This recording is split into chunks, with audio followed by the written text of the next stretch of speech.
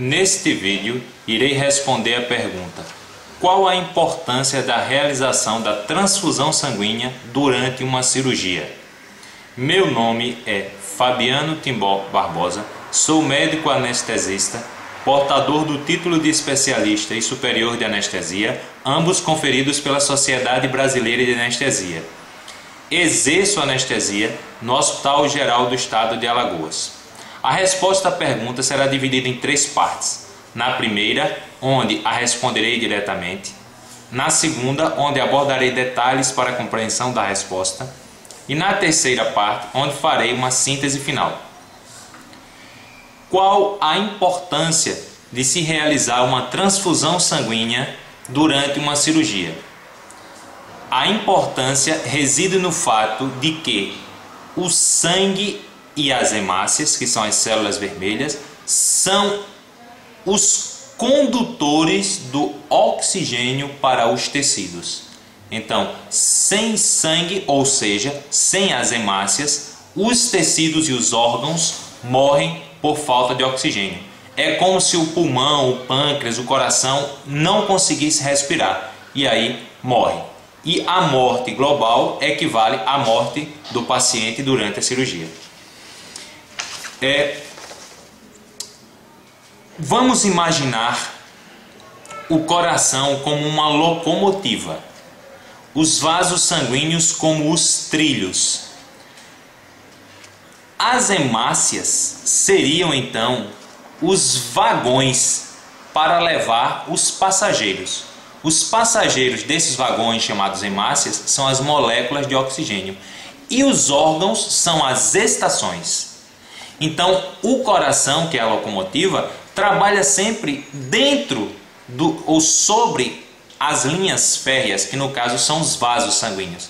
Então, quando o coração não funciona bem, a distribuição de oxigênio por meio desses vagões chamados hemácias é prejudicada. No intraoperatório, a gente já tem condição de ter ou saber previamente da condição dos vasos sanguíneos, do coração. O que acontece no intraoperatório que a gente não consegue prever antes da realização da cirurgia é o quanto que se vai perder de sangue, ou seja, o quanto que se vai perder de hemácia. E mais uma vez lembrando, a hemácia é o vagão para transportar o passageiro, que é o oxigênio.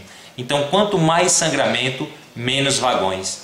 E sem transporte, por mais que tenha passageiro, ele não consegue ser conduzido para as estações, que são os órgãos. Existe uma perda sanguínea aceitável para todos os pacientes e para qualquer tipo de cirurgia. Entretanto, quando ocorre uma perda sanguínea além do que é aceitável, o paciente perde esses vagões, perde a capacidade de transporte de oxigênio e morre. Então existem algumas condições, algumas situações e aparelhos que nos ajudam a identificar durante a cirurgia qual o momento mais adequado para fazer a transfusão, se é que ela vai ocorrer. Então, o monitor da frequência cardíaca, a quantidade de urina que é produzida por hora durante uma cirurgia, a pressão arterial sistêmica, sistólica e diastólica, a gasometria, o catéter de artéria pulmonar, o catéter venoso central e, mais atualmente, ganhando a prática anestésica, o vigileu.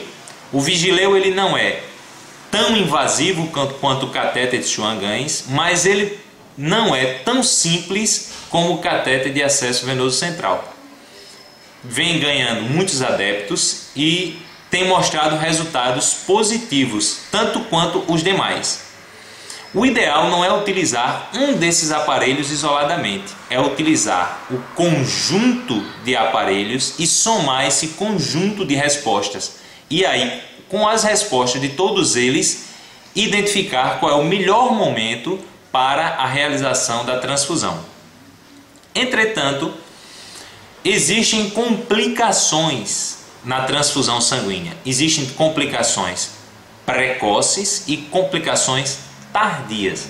As complicações precoces são vistas no momento, em minutos ou até horas após a transfusão, que são febre, calafrio, destruição das hemácias recebidas e, mais atualmente, uma complicação chamada trale, que é uma infiltração pulmonar de líquido e células inflamatórias e que conduz o paciente a ser tratado na unidade de terapia intensiva. Não é fatal, a maioria das reações precoces não são fatais, entre elas a reação alérgica também, mas requerem observação ou um tratamento mais agressivo.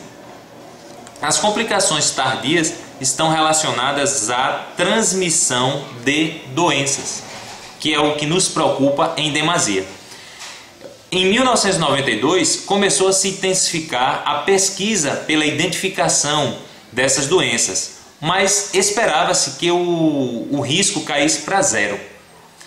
Então, isso não aconteceu. Ainda há risco na transfusão. E isso é o que faz os anestesistas pensarem e refletirem 2, 3 vezes sobre transfundir ou não, sendo o nosso parecer, sempre que possível, não fazer a transfusão. Para hepatite C, a gente encontra um caso para cada 100 transfusões. Para hepatite B, um caso para cada 1000 transfusões. E para HIV, chega a ser tão baixo quanto um caso para 100.000 transfusões.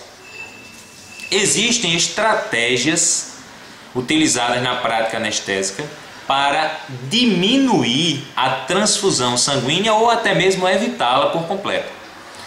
Existe um procedimento chamado pré-doação, que meses antes da cirurgia o paciente é coletado sangue do paciente e armazenado em banco de sangue e ele recebe sulfato ferroso e eritropoetina. Existe um procedimento chamado hemodiluição normovolêmica aguda, que nada mais é do que, depois da anestesia e antes da cirurgia, retirar uma quantidade de sangue e substituir essa quantidade de sangue por soro. E no transcorrer da cirurgia, esse sangue retirado do paciente é retornado para ele mesmo. Isso tem evitado muito as transfusões de sangue de outras pessoas para aquele paciente. Anestesia com pressão baixa, que é um procedimento utilizado em casos especiais, como nas cirurgias de ouvido e nas cirurgias neurológicas. Isso tem reduzido por demais o sangramento durante a cirurgia. O uso de beta-bloqueadores, que são substâncias que reduzem a atividade da locomotiva, ou seja, do coração, consequentemente fazem com que o paciente sangre menos. E houve uma revisão nos níveis de hemoglobina, inclusive com grande aprendizado que tivemos na medicina com os pacientes que são testemunhas de Jeová. Então, atualmente, os jovens, é aceitável que a hemoglobina caia para 6,5, ao contrário do que proclamam os praticantes da testemunha de Jeová, que dizem que para jovens uma hemoglobina de 4,5 ou 5 já é suficiente. Crianças, aí sim, 5, mas os testemunhas de Jeová dizem que entre 2,5 e 3. A literatura do testemunho de Jeová, ora é baseada na parte médica, ora não. E a grande maioria das vezes ela provém de casos isolados e esporádicos. Na grande maioria das vezes, quando nós relatamos casos na revista científica, ou porque tivemos uma complicação, ou porque manuseamos aquele caso de forma exímia a ponto de que os outros colegas precisem saber daquele caso para ter aquisição de conhecimento. Então, relato de um caso não é suficiente para convencer toda uma literatura médica, todo um conjunto de profissionais a fazer igual ao que foi feito naquele caso. A informação contida em um caso é insuficiente. Ao contrário, se existissem ensaios clínicos randomizados, aí sim, a informação poderia ser satisfatória.